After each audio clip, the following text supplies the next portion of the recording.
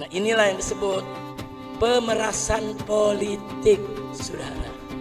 Jadi saya sudah dengar ini dari awal tahun 2000, bukan baru sekarang, saudara. Cuman sekarang baru rame, saudara. Saya ingin jadikan malam ini buat nasihat kita semua.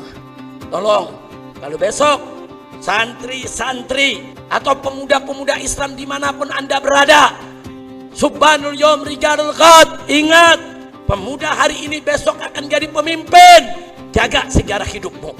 Jangan sampai dinodai maksiat, jangan sampai dikotori dengan kemungkaran. Dan kalau ada studi banding ke daerah, ke luar negeri, hati-hati. Yang punya istri, bawa istrinya, walaupun ongkos sendiri. Yang nggak punya istri, jangan mau satu kamar sendiri, saudara. Satu kamar berdua, saling menjaga. Hati-hati dijebak.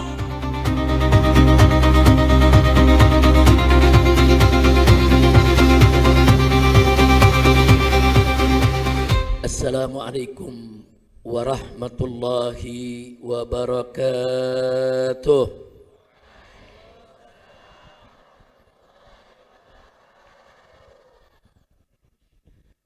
Bismillah walhamdulillah wala hawla wala quwwata illa billah. Ashhadu an la ilaha illallah wahdahu la syarika lah wa ashhadu anna sayyidana Muhammadan abduhu wa rasuluh la nabiyya ba'dah. Allahumma salli wa sallim wa barik ala sayyidina wa habibina wa syafi'ina wa maulana nabiyyina Muhammadin wa ala alihi at-tahirin at-tayyibin wa ashabika al-ghurri al-mayamin wa man tabi'ahum bi ihsanin ila yaumiddin. Amma ba'd, siyadatul habaib asy-syurafa wa sa'adatul ulama'il fudala wa fadilatul umara'il kurama wa jami'it talabah at-tullab wat talibat rahimakumullah.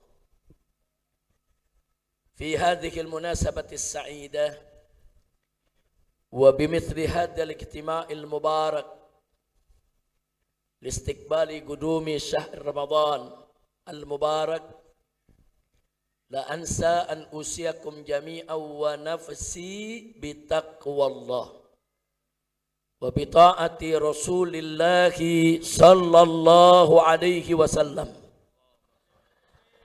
فنسأل الله سبحانه وتعالى أن يهدينا إلى صراطه المستقيم ويجعلنا من المتقين ويدخلنا جنته جنة النعيم بحق سيد المرسلين والحمد لله رب العالمين. تقبل الله minna wa minkum fataqabbal ya karim. Haiba'il kiram,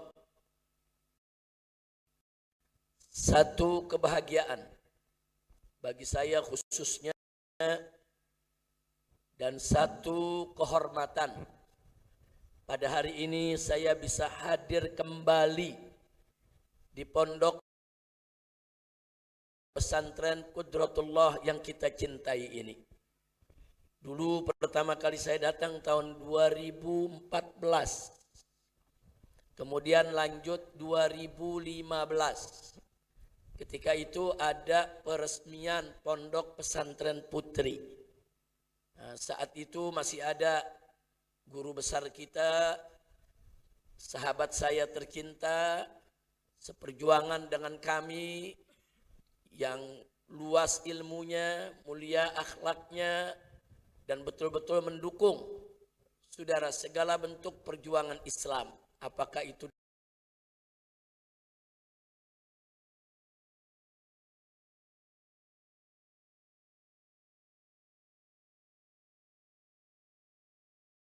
dakwahnya, apakah itu hisbahnya, apakah itu jihad.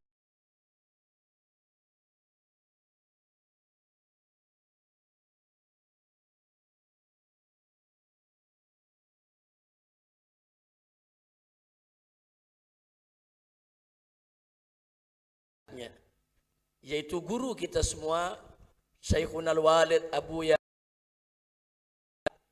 Abuya, begitu juga kedua istrinya yang sudah kembali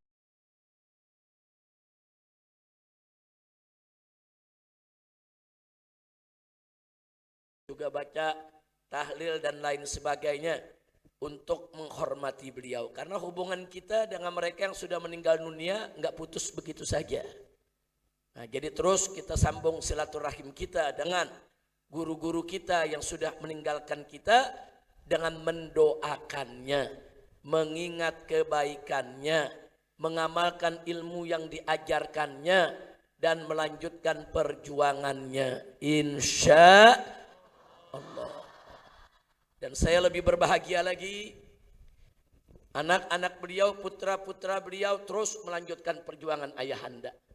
Wabil khusus akhina al-fadil, al-ustad, al-haj Ahmad Syafiq Hidayatullah Ibnu Kiai Haji Muhammad Husni Tamrin, hafizahullah ta'ala wa ra'ah, famatanallahu bituli hayatih wa nafa'ana bi ulumi fid dini wad dunya wal akhirah, amin ya rabbal alamin. Kita doakan agar kita punya guru, begitu juga saudara-saudara beliau dan seluruh dewan guru yang ada di pondok pesantren ini, agar panjang umur dalam taat dan ibadah, dalam sehat wal afiat. Dan terus kita doakan agar pondok pesantren Qudratullah ini dijadikan oleh Allah sebagai mahad yang penuh berkah, mahadan salihan munawwaran wa munawwiran, mahadan muammaran, mahadan tayyiban mubarakan, yakhruju min hadal mahad insyaallah al-qawadir as-salihah, al-ajyal as-salihin minal ulama'il amilin wal awliya'is salihin, amin ya rabbal alamin. Nah, baiklah ya ikhwan, pada kesempatan ini saya tidak bisa menyebutkan satu persatu nama-nama yang hadir di sini karena begitu banyak. Ini acara berkah banget ini. Banyak habaibnya, banyak tuan gurunya, banyak ulamanya, saudara, banyak ustadz-ustadznya. Alhamdulillah. Mudah-mudahan insya Allah kumpulnya kita di tempat ini pada malam hari ini menjadi penyebab turunnya rahmat dan barakah. Ya Rabb, ya Rabb. Nah, ahibail kiram, saya juga tidak lupa kita ucapkan terima kasih kepada umaroknya yang sudah mendukung saudara daripada jalannya acara ini. Bahkan tadi saya lihat jalanan dari Palembang kemari jaraknya nggak jauh, cuma 35 kilo, tapi macetnya luar biasa. Nah, itu truk-truk yang mengangkut kebutuhan masyarakat dari Palembang ke Jambi. Saudara, mudah-mudahan di kemudian hari akan ada jalan tol. Nah, jalan yang lebih cepat supaya nanti guru-guru yang ada di Qudratullah kalau mau ke Palembang tuh 10 menit bisa sampai insya Allah, amin. Nah, sehingga mobil-mobil yang membawa kebutuhan-kebutuhan kehidupan masyarakat Sumatera Selatan, saudara, bisa lebih lancar melalui jalan-jalan khusus tersebut, insya. Nah, karena itu saya ucapkan terima kasih kepada Patwal tadi dari Polda Sumsel maupun dari Polres Banyu Asin, begitu juga Polresta yang ada di jalan. Mereka tadi semua membantu membuka jalan. Nah, sehingga kami bisa hadir sesuai dengan harapan. Alhamdulillahirabbil alamin. Terima kasih kepada mereka semua. Jazahumullahu khairal jaza. Baiklah ya ikhwan, dalam kesempatan ini saya ingin mengingatkan diri saya dan khususnya kepada para santri, baik santriwan maupun santriwatinya. Ingat bahwa Anda semua adalah pemuda pada saat ini. Subbanul yom, rijalul ghad. Pemuda hari ini besok akan menjadi pemimpin. Saya ulangi sekali lagi. Hari ini semua pemuda, pemudi, santriwan, santriwati, ya, saat ini Anda adalah para pemuda bangsa ini. Tapi besok atau lusa di hari yang akan datang, Anda adalah pemimpin. Amin ya rabbal alamin. Oleh karena itu, bagi para pemuda yang ingin menyongsong masa depannya sebagai pemimpin, jaga diri dari sekarang. Bersihkan kita punya sejarah hidup dari semua kotoran-kotoran perilaku, saudara.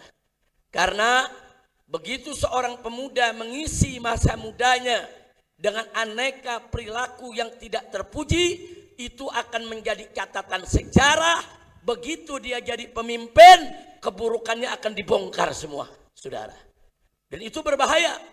Karena keburukan-keburukan tersebut bisa dimanfaatkan oleh orang-orang yang tidak suka, oleh para pembenci untuk melakukan pemerasan terhadap si pemimpin. Na'udzubillah min dzalik. Apalagi santri pondok pesantren. Gak main-main. Santri pondok pesantren ini, saudara, mereka bisa menjadi pemimpin umat. Baik pemimpin dalam urusan agama maupun pemimpin dalam urusan negara. Ibadallah. Nah, karena itu saya ingatkan dari sekarang sebagaimana yang pernah disampaikan oleh Sayyidina Ali ibn Abi Thalib radhiyallahu taala anhu wa karamallahu wajha. Beliau katakan kepada para pemuda, ya ma'syarasy syabab, hei orang-orang muda, hei para pemuda, kata Sayyidina Ali, i'lamu, ketahuilah oleh kamu sekalian, anna hayatal fata, bahwa sesungguhnya saudara, kehidupan seorang pemuda itu, saudara, kata beliau, wallahi bil ilmi wat tuqa. Demi Allah harus diisi dengan ilmu dan takwa. Jadi kalau kita punya kehidupan, kepemudaan kita mau bernilai, mau berharga, mau berarti untuk masa ini maupun untuk masa yang akan datang, kata Sayyidina Ali, wallahi bil ilmi wat tuqa.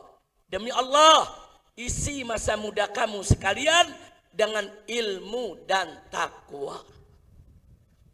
Selanjutnya beliau mengatakan, faidalam yakuna, kalau ilmu dan takwa tidak dimiliki oleh pemuda, kalau para pemuda tidak mengisi masa mudanya dengan ilmu dan takwa, kata Sayyidina Ali, fala tibara bihayati. Nggak ada artinya dia punya hidup, nggak ada harganya dia punya hidup. Masya Allah, ini pesan, saudara, bukan sembarang pesan.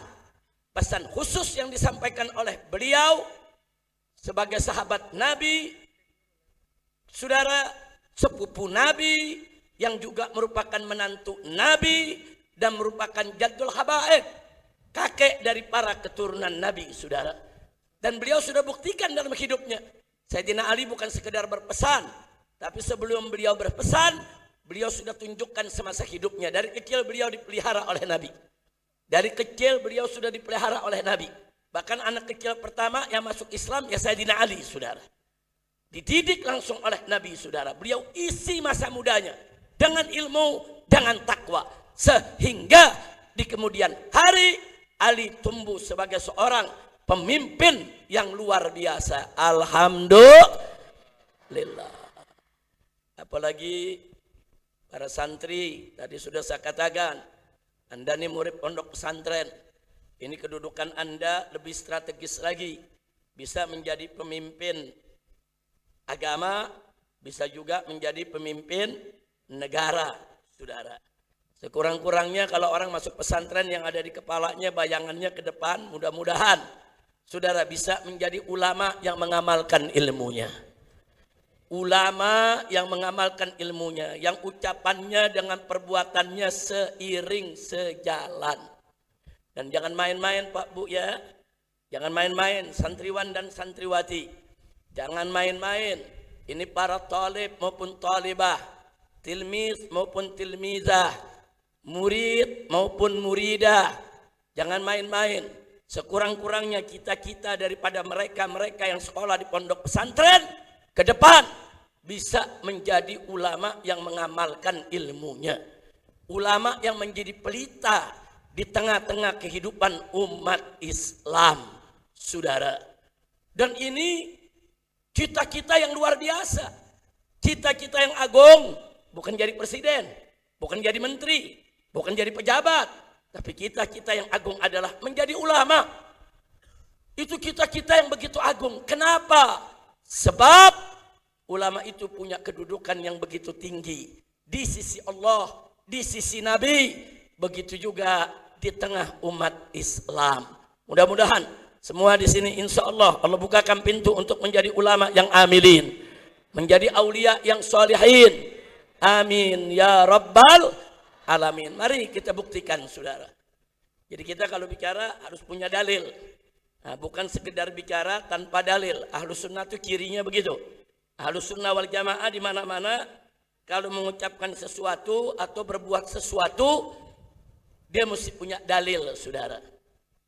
Mana sih dalilnya kedudukan ulama begitu tinggi di sisi Allah dan Rasulnya, serta di tengah umat Islam, saudara? Dalilnya Allah sendiri yang menyatakan dalam Al-Quranul Karim, di mana Allah nyatakan faqala ta'ala yarfa'illahu alladhina amanu minkum walladhina utul ilma darajat. Allah yang menyatakan, Allah tinggikan kedudukan orang-orang yang beriman di antara kamu dan mereka yang memiliki ilmu. Punya iman, punya ilmu, Allah tinggikan derajat. Beberapa derajat saudara, yang hanya Allah yang maha tahu tentang berapa itu derajat yang Allah tinggikan saudara. Ini ayat Al-Quran.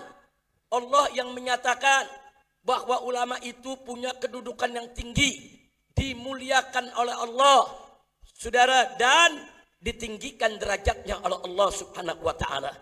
Nah dari sini juga kita mesti paham saudara, bahwa seluruh hamba Allah saudara wajib untuk memuliakan siapa saja yang dimuliakan oleh Allah.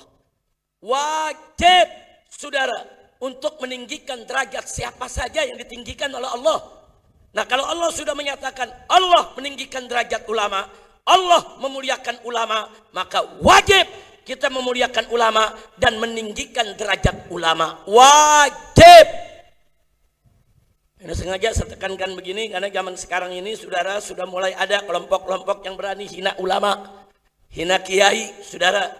Saat ini saudara bukan hanya habaib yang diserang, bukan hanya habaib yang dihina-hina, ulama-ulama mulai dihina-hina saudara. Ya, target mereka bukan mau menyerang habaib. Target mereka bukan mau menyerang umat.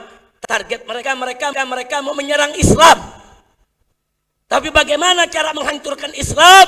Hancurkan dulu dua fondasi daripada umat Islam. Dua fondasi dakwah di tengah umat Islam adalah saudara al-ulama wal habaib. Kalau dua ini sudah hancur, hancur pertahanan umat saudara. Na'udzubillah min dzalik. Makanya jangan kaget. Kemarin begitu aja ada pesantren yang rubuh saudara, ulamanya dihina-hina, pesantrennya dihina-hina. Bahkan saudara dituntut supaya ulamanya tersebut saudara yang mimpin pondok pesantren ulama sepuh. Ini ulama besar, bukan sembarangan ulama saudara. Dituntut, suruh ditangkap, diperiksa, diadili, dipenjara, seolah-olah ulama itu yang membunuh santri saudara. Oh terus melebar lagi. Ada pondok pesantren luar biasa saudara di Jawa sana. Pondok pesantren Lirboyo, siapa yang tidak tahu saudara? Muridnya hampir 20.000 saudara. Nah sekarang kiai yang namanya kiai yang untuk membangun atau menjaga kebersihan tentu bagi-bagi tugas. Dan santri dengan senang hati saudara mengerjakan tugas yang diberikan oleh kiai. Betul? Betul? Mereka kumpulkan videonya, apa mereka bilang, lihat tuh lihat. Begitu santri lagi rame-rame membersihkan pesantren, apa mereka bilang? Santri diperbudak sama kiai. Begitu santri-santri cium tangan sama kiai, apa mereka bilang? Ini bentuk feodalisme. Ini feodalisme. Begitu santri-santri kerja bakti, saudara, ngecat daripada pesantrennya, ngecor daripada pesantrennya, apa mereka bilang? Penjajahan dan penindasan saudara. Rame di medsos, dihina, ulama dihina, pesantren dihina, katanya tempat penjajahan, tempat penindasan, sumber feodalisme saudara. Murid diperbudak oleh kiai. Masya Allah. Saya mau tanya para santri yang ada di sini, saat anda mendapatkan tugas untuk membersihkan pondok, ada yang merasa diperbudak?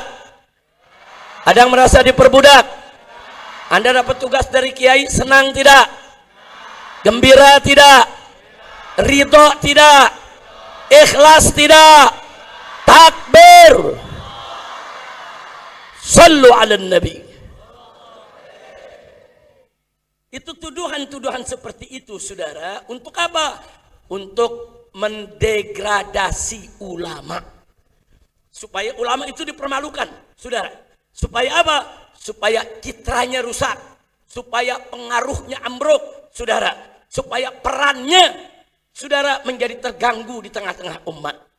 Nah, karena itu kewajiban para santri, kewajiban saudara semua umat Islam untuk selalu menjaga kemuliaan, kehormatan, haibah dari para ulamanya. Insya Allah. Saya mau tanya semua di sini, siap jaga kehormatan ulama?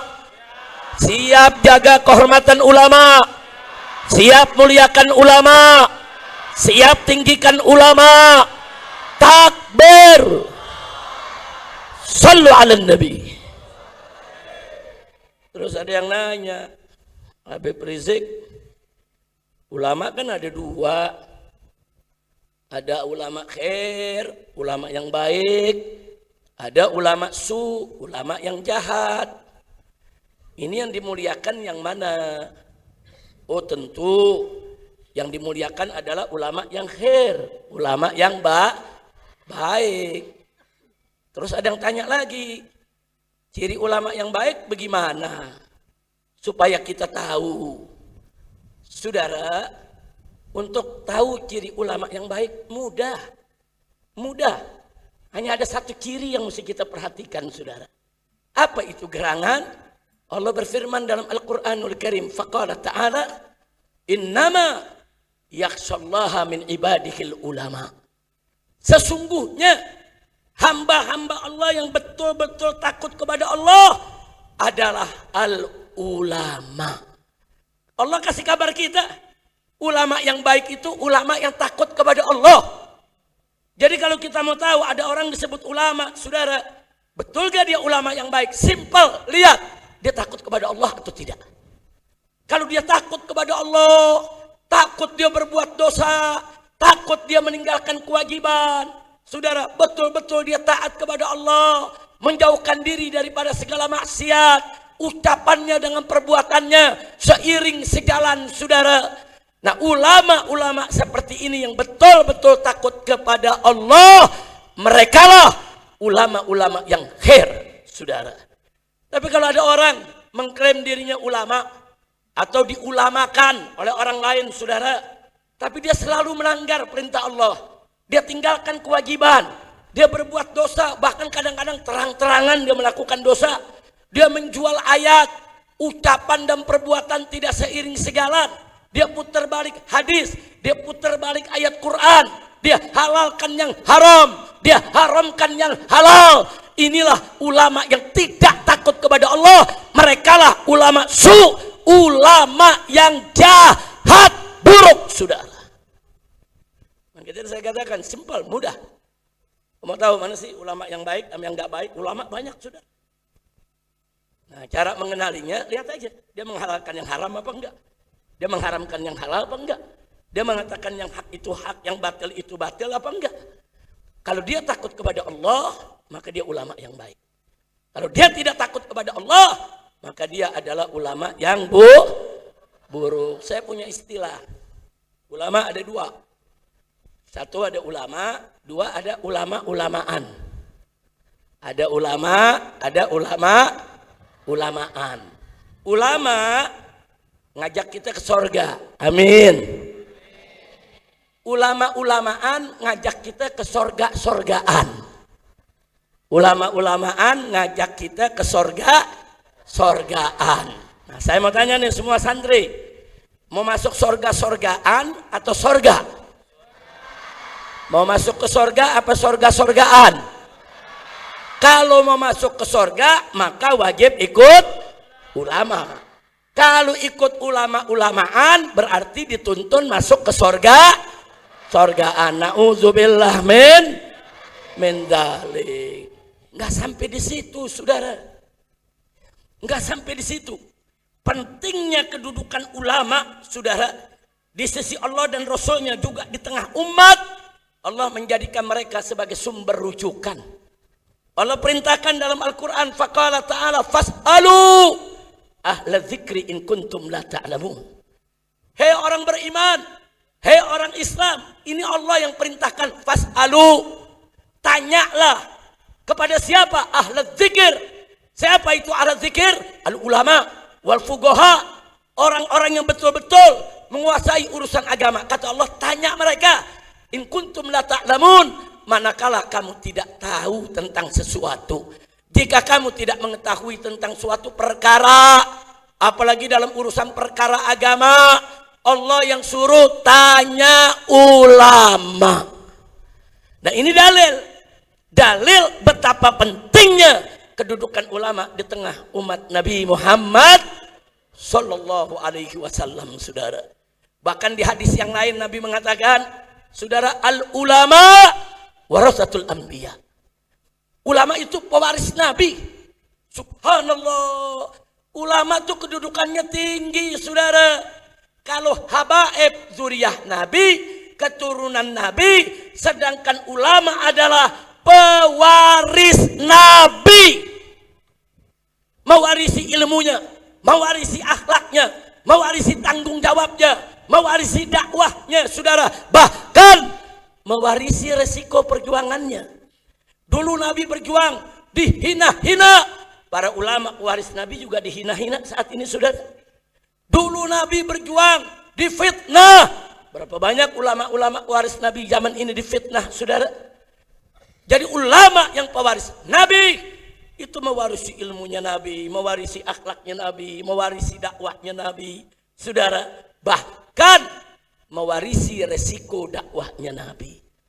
Nah, jadi sekali lagi makanya saya tidak segan-segan untuk mengatakan cita-cita menjadi ulama yang amilin adalah cita-cita besar, cita-cita mulia, cita-cita agung. Tanamkan dalam diri kita semua, insya. Maka itu saya mau tanya nih kepada para santri ke depan, siap jadi ulama? Siap jadi ulama? Mau jadi ulama-ulamaan atau jadi ulama? Mau jadi ulama-ulamaan atau jadi ulama? Siap berjuang? Siap belajar?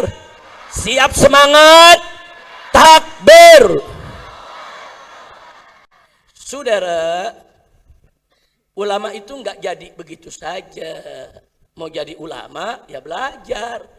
Belajar yang tekun, bersihin hati, bersihin jiwa. Saudara, jangan bikin maksiat.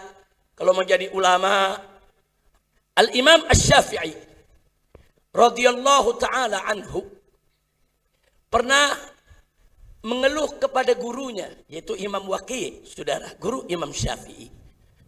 Imam Syafi'i mengatakan, "Tuan guru, saya ini kadang-kadang menghafal lupa.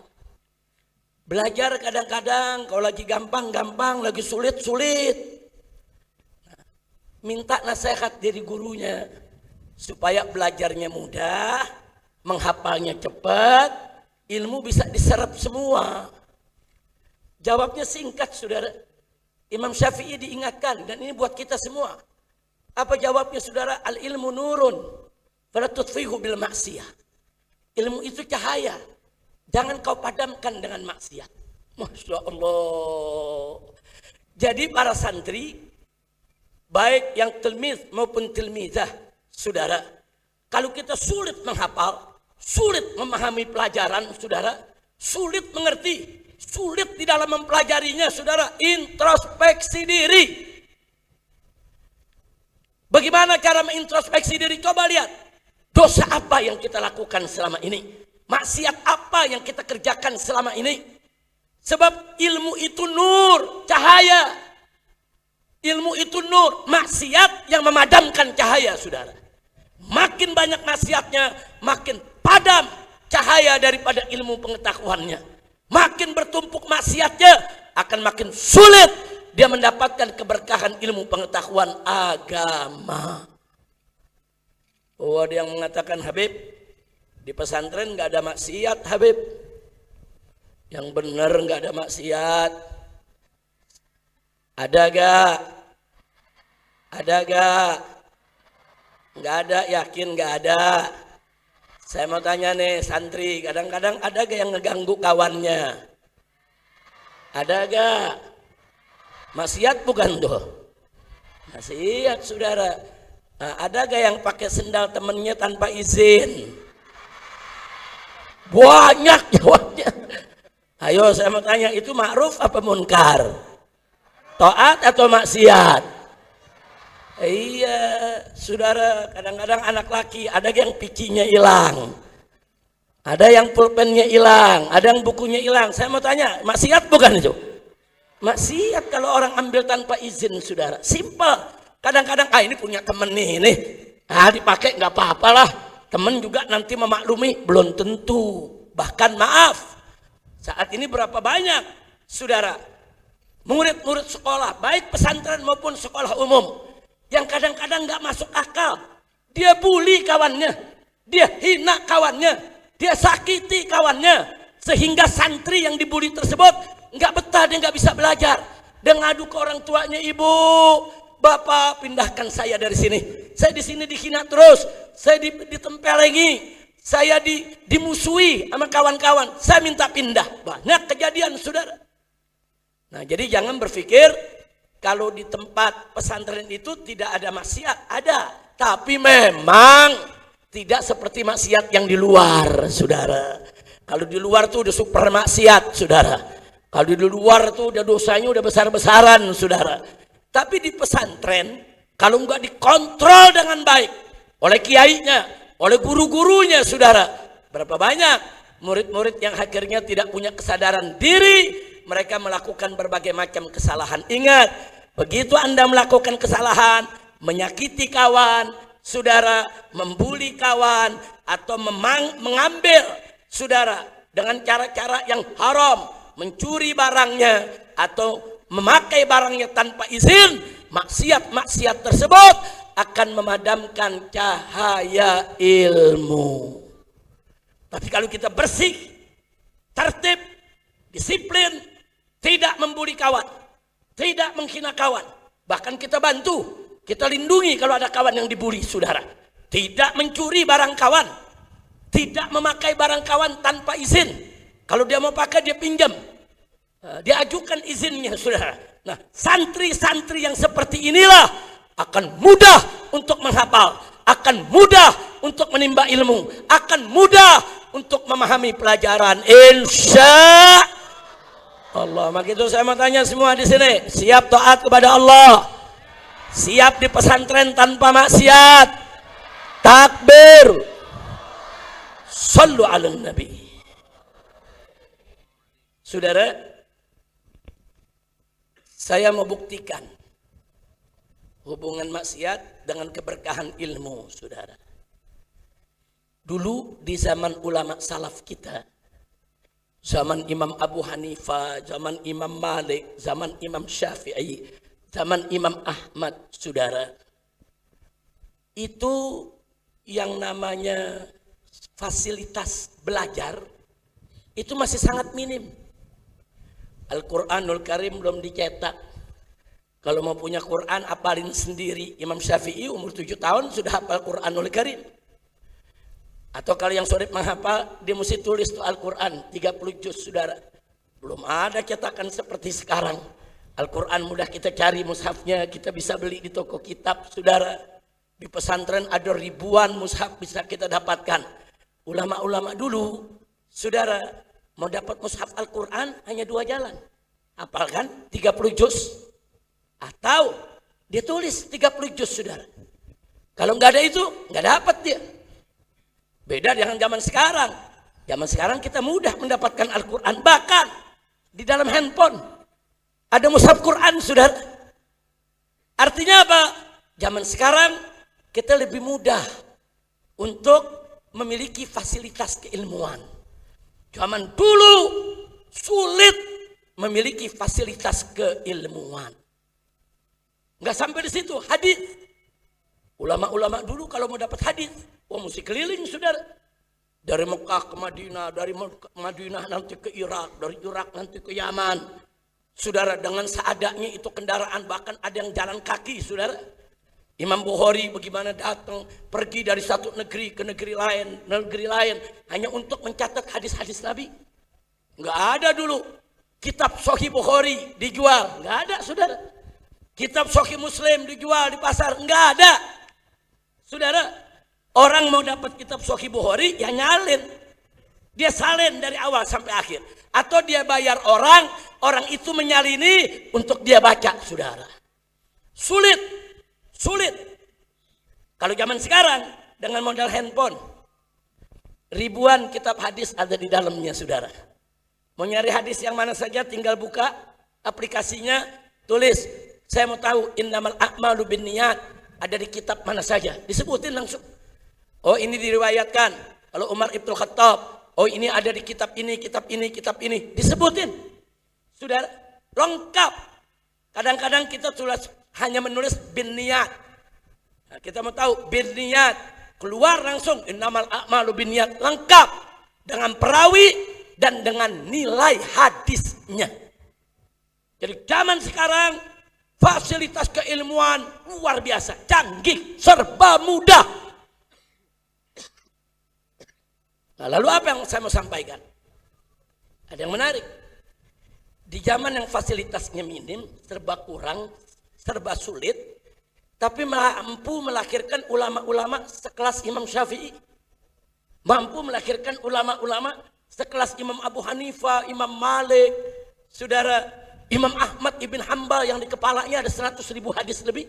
Saudara, subhanallah, di zaman yang serba kurang, ulama-ulama dulu hampir semua hafal Quran. Dulu tidak hafal Quran bukan ulama, saudara. Syarat ulama dulu hafal Quran. Makanya dulu kalau ada ulama, orang tahu dia hafal Quran. Semua ulama hafal Quran. Dulu zaman salaf, saudara. Nah dulu kalau orang hafal Quran enggak dikasih gelar Al-Hafidh. Enggak, saudara. Karena memang itu udah syarat mutlak. Jadi ulama ya hafal Quran. Dulu yang dapat gelar Al-Hafidh yang hafal hadis. Ada sekian puluh ribu hadis lengkap dengan sanadnya di kepala dia. Itu disebut Al-Hafidh, saudara.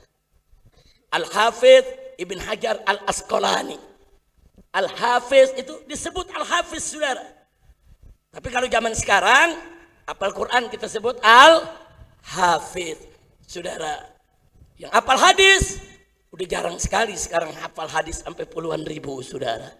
Nah, yang saya mau garis bawahi, dengan serba kekurangan fasilitas keilmuan, dengan serba sulit untuk menuntut ilmu, tapi di zaman tersebut mampu melahirkan ulama-ulama besar, ulama-ulama kaliber dunia, ulama-ulama yang ilmunya mumpuni. Dia menguasai hadis, dia kuasai tafsir, saudara, dia kuasai usul, dia kuasai ilmu lughah, dia kuasai aneka ragam disiplin ilmu. Subhanallah. Zaman tersebut mampu melahirkan Imam Abu Hanifah, Imam Malik, Imam Syafi'i, Imam Ahmad. Zaman-zaman itu bahkan mampu melahirkan ulama-ulama selanjutnya, Imam Ghazali, Imam Suyuti, Ibn Hajar Asqalani. Dahsyat ilmu mereka semua, saudara. Lalu bagaimana kabar zaman sekarang? Jujur kita mau tanya, apa ada zaman sekarang yang serba mudah belajar? Melahirkan ulama sekelas Imam Syafi'i ada? Enggak ada, saudara. Melahirkan ulama, saudara, sekaliber Imam Malik ada? Enggak ada. Ada melahirkan ulama sekaliber Imam Ahmad ibn Hanbal? Enggak ada. Disinilah kita bertanya, kenapa? Kok saat fasilitas sulit lahir ulama-ulama istimewa? Begitu saat fasilitas mudah, ulama istimewanya dikit. Bahkan cari ulama yang lengkap, saudara, hafal Quran juga, hafal hadis juga, ngerti tafsir juga, kuasai ilmu lughahnya, kuasai ilmu balaghah, saudara, badinya dan lain sebagainya. Dia kuasai juga ilmu mustalahul hadisnya, dia memenuhi syarat-syarat ijtihad, saudara. Nah, zaman-zaman sekarang ini, saudara, nggak ketemu. Sekarang ada ulama ahli tafsir, hadis nggak ngerti. Ada ahli hadis, Usul fikih nggak paham. Ada ahli usul fikih, tafsir hadis nggak tahu, saudara. Nah, jadi sekarang ini serba kekurangan, sehingga apa? Ulama sekarang banyak melakukan ijtihad jama'i. Ijtihadnya berkelompok. Ada ahli tafsir, ada ahli hadis, ada ahli usul, ada ahli fikih, saudara. Nah, ada ahli tauhid, ahli akidah, kumpul. Ada ahli lughah, ahli yang ngerti menguasai bahasa Arab, kumpul, ijtihad bareng-bareng, saudara. Itu disebut ijtihad jama'i. Tapi ulama-ulama kita dulu, mereka enggak ijtihad jama'i, enggak, ijtihad sendiri-sendiri. Subhanallah. Nah, ini yang saya mau jawab. Kenapa? Jawabnya, saudara, yang tadi kita sampaikan. Karena dulu para ulama ketika belajar jauh dari maksiat. Mereka enggak maksiat. Mereka dekatkan diri kepada Allah. Dan dulu saat mereka belajar, ada di bawah khilafah Islamiyah. Khalifahnya menerapkan syariat Islam. Kemunkaran enggak merajalela, saudara. Dulu saat mereka belajar, saudara, nggak ada itu. Tempat pelacuran terbuka, tempat menunggak minuman keras terang-terangan, nggak ada. Kalaupun ada yang maksiat, sembunyi-sembunyi, takut. Kenapa? Karena hukum Islam ditegakkan. Yang mencuri potong tangannya, yang menenggak minuman keras, saudara, dicambuk.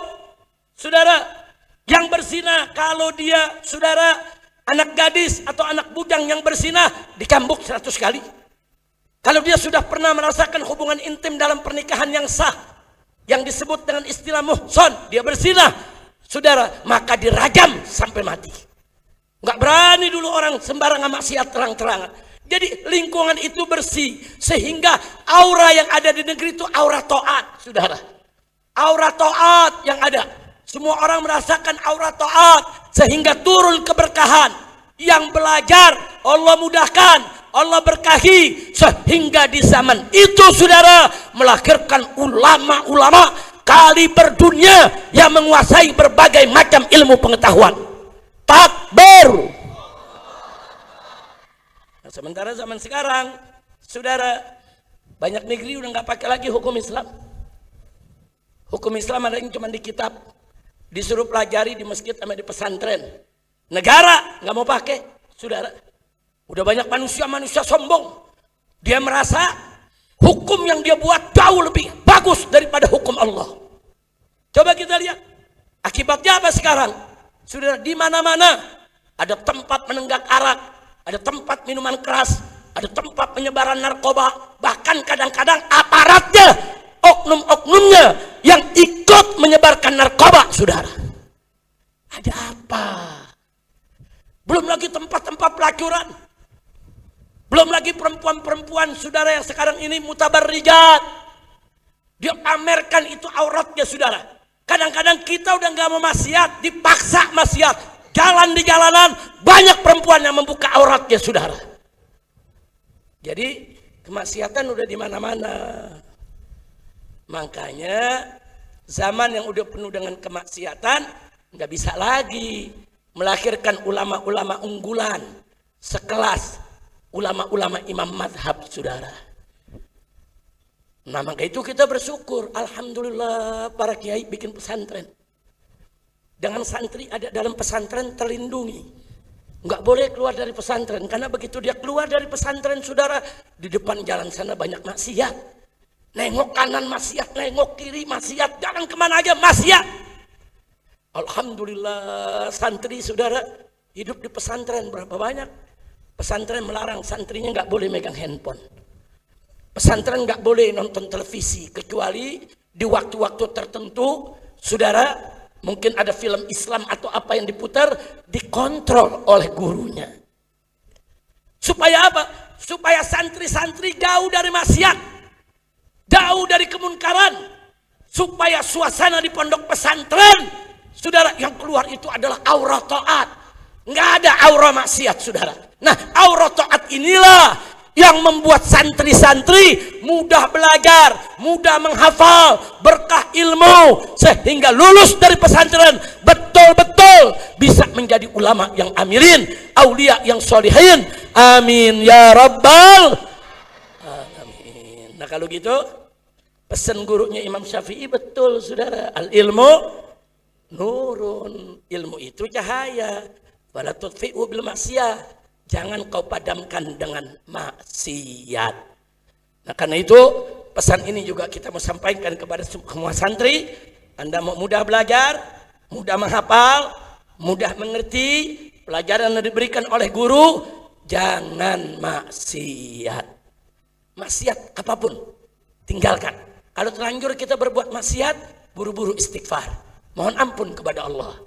Saudara, buru-buru istighfar, buru-buru mohon ampun, rubah sikap kita. Percayalah, begitu Anda tampil sebagai seorang santri yang iman dan takwanya dijaga, Anda insya Allah ke depan akan menjadi pemimpin-pemimpin agama bagi umat Islam yang memang ditunggu dan dimuliakan, saudara, oleh masyarakat, bahkan dimuliakan oleh Allah dan Rasulnya. Amin ya rabbal alamin. Baik, yang terakhir saudara,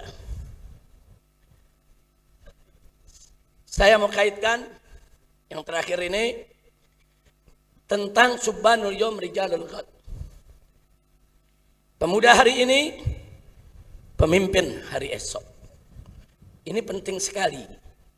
Kalau Anda jadi santri sejati, beriman, bertakwa, tidak maksiat, sampai menjadi ulama, sampai menjadi pemimpin umat, atau sampai menjadi pemimpin negara, saudara, maka catatan sejarah Anda akan bersih, bagaikan lembaran kertas putih yang tidak ada noda. Kalau itu terjadi, begitu Anda menjadi pemimpin umat, tidak ada satu pihak pun yang bisa mengancam Anda dengan dosa Anda. Nggak ada satu pihak pun yang bisa memeras Anda dengan dosa Anda. Nggak ada. Karena sejarah hidup Anda bersih. Kalau berbuat salah, langsung dia bersihkan. Tapi hati-hati. Kalau ada santri yang selama nyantren, suka menggunakan narkoba, saudara, atau berbuat maksiat, teman-temannya tahu. Begitu dia keluar dari pesantren, saudara, tetap dilakukan berbagai macam kejahatan, masyarakat tahu, saudara. Kemudian satu saat dia jadi pemimpin, mau dia pemimpin agama, mau dia pemimpin negara, apalagi saudara, apa yang terjadi? Orang akan mencemooh, oh dia itu narkobais tuh, itu dulu suka berzinah tuh, itu suka nenggak minuman keras, bagaimana sekarang jadi ulama? Apa iya dia udah tobat beneran?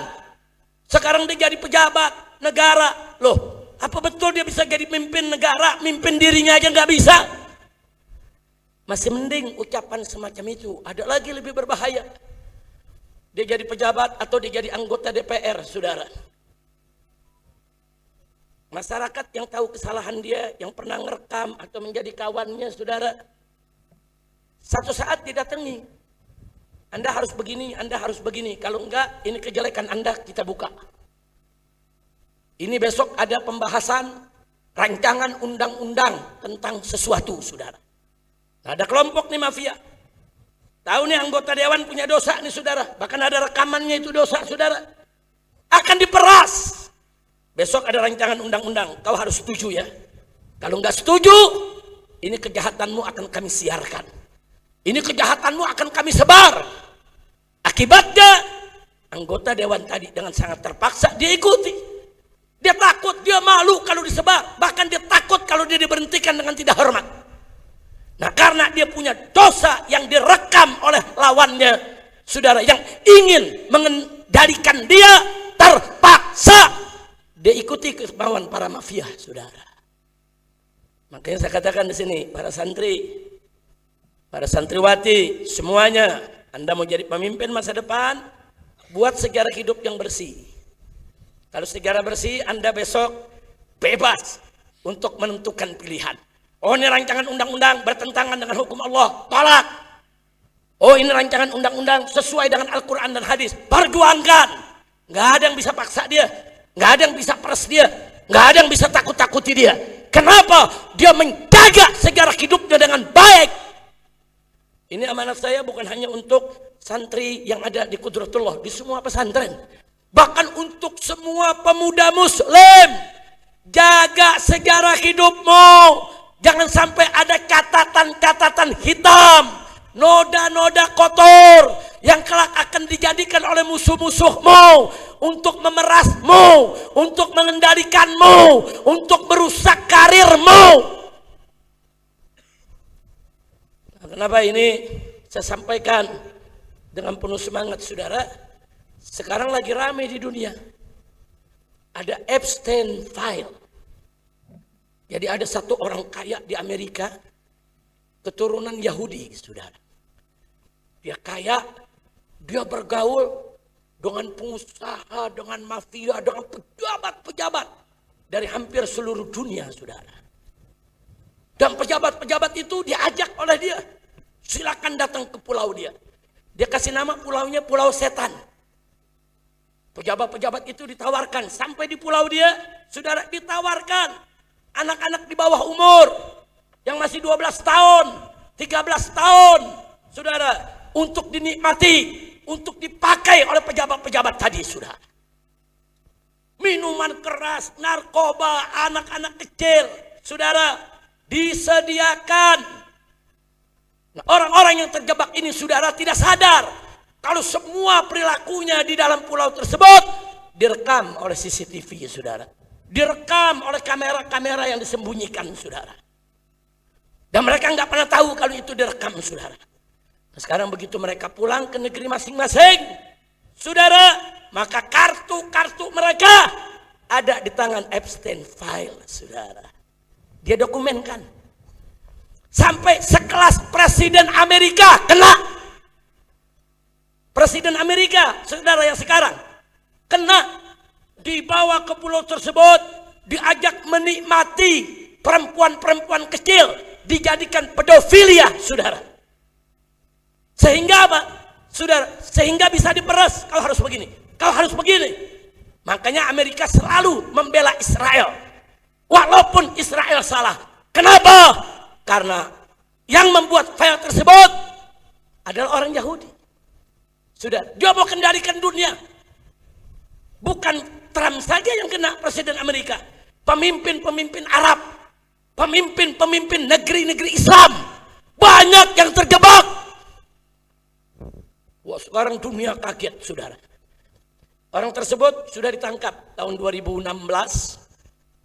Kemudian 2018 orang tersebut ditemukan mati bunuh diri dalam penjaranya. Dan ini sebetulnya sudah ada di Netflix dari tahun 2020. Sudah difilmkan, tapi orang belum geger. Gegernya baru 2 bulan ini, saudara. Kenapa? Karena dokumennya dilempar satu persatu ke tengah masyarakat. Ini dokumen pemimpin Arab, ini dokumen pemimpin Barat, ini dokumen pemimpin Indonesia. Sudah dikeluarkan satu-satu, saudara. Geger di mana-mana. Ya, umat kaget. Tapi maaf, saya pribadi nggak kaget-kaget banget, saudara. Kenapa? Sebab 25 tahun yang lalu, saudara, di tahun awal 2000-an, saya punya kawan, sekarang sudah meninggal dunia. Namanya Ustadz Ahmad Sumargono. Satu lagi Ustadz Hartono Marjono. Kedua orang ini politisi yang mendirikan Partai Bulan Bintang dulu, saudara. Waktu itu saya diundang duduk bersama mereka. Dan mereka lagi memberi kepengarahan kepada politisi-politisi muda yang bakal duduk di DPR, saudara. Nah, di antara yang nasihati itu Pak Hamdan Zulfa yang pernah jadi ketua Mahkamah Konstitusi. Itu juga dari Partai Bulan Bintang, saudara. Nah, yang saya mau cerita bukan partainya, ada nasihatnya yang menarik. Ustadz Ahmad Sumargono, Allah yarhamu, dia katakan sama politisi muda, hati-hati ya. Dia pakai bahasanya bahasa Betawi. Hati-hati lulu nih, muda-muda ya. Kalau dapat kunjungan ke negara-negara barat, khususnya Amerika. Kalau diundang ke Amerika, yang punya istri, bawa istri. Walaupun engkau sendiri. Kalau yang gak punya istri, jangan mau satu kamar sendiri. Satu kamar minta berdua sama kawan. Walaupun kita disediakan kamar bagus, mewah, mahal, kita nggak bayar. Jangan mau kalau sendiri. Ini nasihat beliau nih pada politisi-politisi. Saya lagi dengerin saudara. Nah, terus dia katakan, tahu gak kenapa saya nasihati ini? Saya ini pengalaman. Begitu kita ke Amerika, saudara, di sana kita ikut seminar, ikut simposium, saudara, ikut juga studi banding. 1 hari, 3 hari, 4 hari, saudara. Itu biasanya di puncak hari tatkala kita sudah lelah, jenuh, udah rindu mau pulang. Kita masuk ke kamar kita, kaget. Di kamar kita ada perempuan bule, cantik, mulus, dan siap melayani kita apa saja. Masya Allah. Beliau ngalami. Beliau katakan, saya gemetar, ketakutan. Saya suruh keluar, kau siapa? Who are you? Keluar, get out. Gak boleh dari sini. Kata Ahmad Sumargono, besok-besoknya kalau saya lagi keluar, saya bawa istri.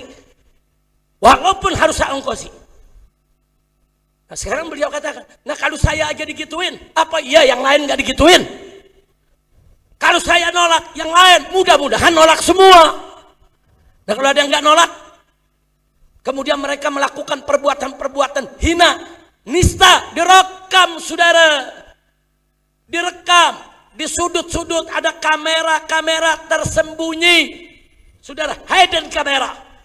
Nanti kalau udah difilmkan, saudara dia puas, dia senang, nanti pulang ke negerinya, manakala terjadi pembahasan rancangan undang-undang di DPR RI. Oh ini ada rancangan undang-undang tentang minyak dan gas, saudara. Amerika akan ikut-ikutan.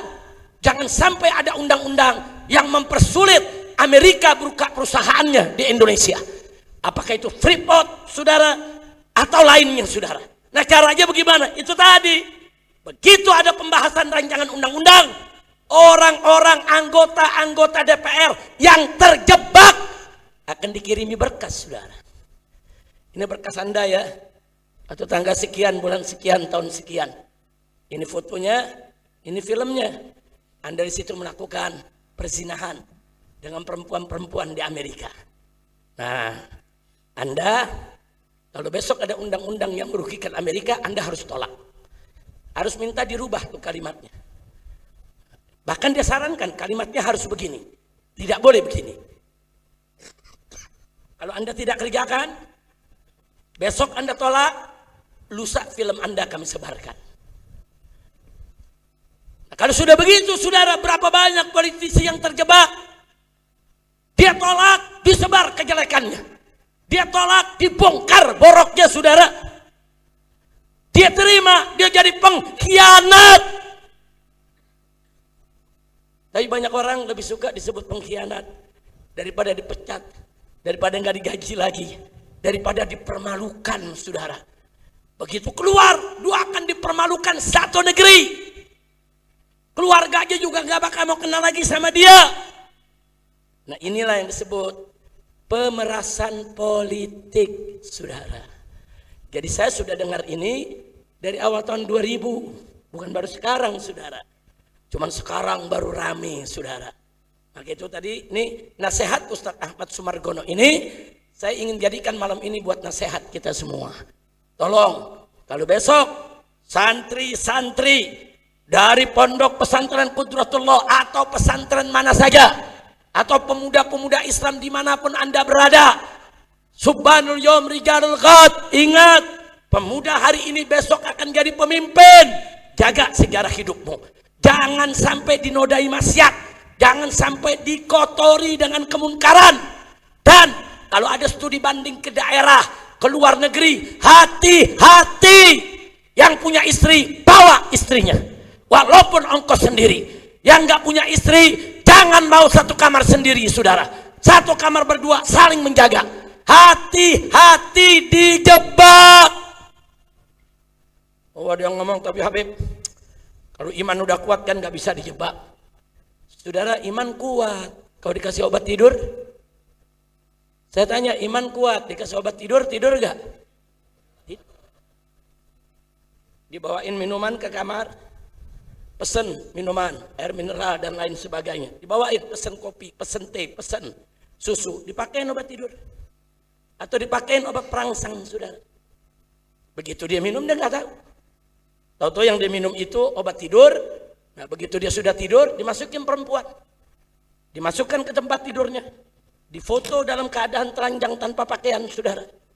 Cukup untuk menjebak orang begitu. Oh, dia nggak bisa nih dirayu. Oh, dia nggak bisa nih dibujuk dengan perempuan. Saudara, dia bisa dibikin nggak tidur. Makanya mau jadi pemimpin harus hati-hati. Jaga, jangan sampai minuman kita, saudara, dimasukkan perangsang, dimasukkan obat penenang, berbahaya. Nah, jadi jangan dulu kita sombong, iman saya kuat, saya nggak mungkin begitu. Belum tentu, saudara. Nah, kalau sudah diobat perangsang, nggak sadar. Akhirnya ada perempuan masuk, dia nikmati itu perempuan. Dia udah nggak sadar, perangsang. Obat itu memang ada, saudara, bukan tidak ada. Dijual di apotek-apotek. Banyak kok orang jahat di Indonesia yang kadang-kadang ngerjain perempuan seperti itu. Berteman dengan perempuan dikasih obat perangsang, dikasih obat penenang. Biadab! Kurang ajar! Makanya pantas Nabi larang perempuan dengan laki-laki jangan bergaul terlalu rapat kalau bukan mahramnya, saudara. Kenal asal kenal. Jangan kerja bareng, duduk semeja, ngobrol dengan bebas. Hati-hati. Setan akan masuk jadi pihak ketiga untuk menggoda si laki. Ini perempuan nggak bisa nih digoda. Udah kau kasih aja obat perangsang. Ini perempuan nggak bisa digoda. Udah kau kasih aja obat penenang. Setelah itu kau bebas ngerjai dia.